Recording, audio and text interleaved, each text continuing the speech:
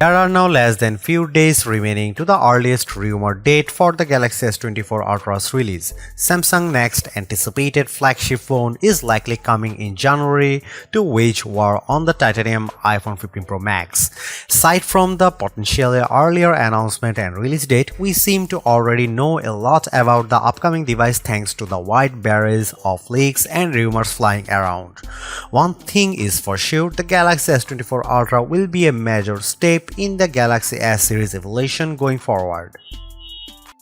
The latest rumors call for the use of the same 5000 mAh battery that has made the rounds on most flagship Galaxies for the past few generations, a 5000 mAh unit.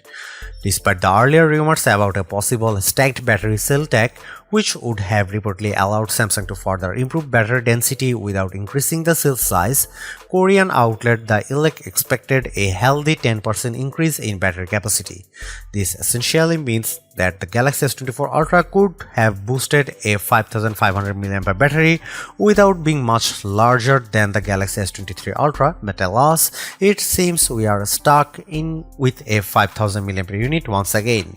Samsung has been working on solid-state batteries with improved energy efficiency for a decade now, but nothing feasible has seemingly came out of this undertaking. What about graphene, the wondrous material that's touted as the end game for batteries?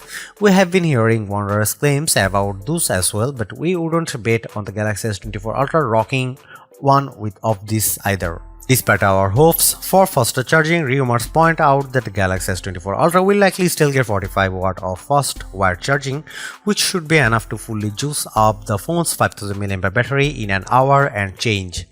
Wireless charging as well as reverse wireless charging will also be on deck.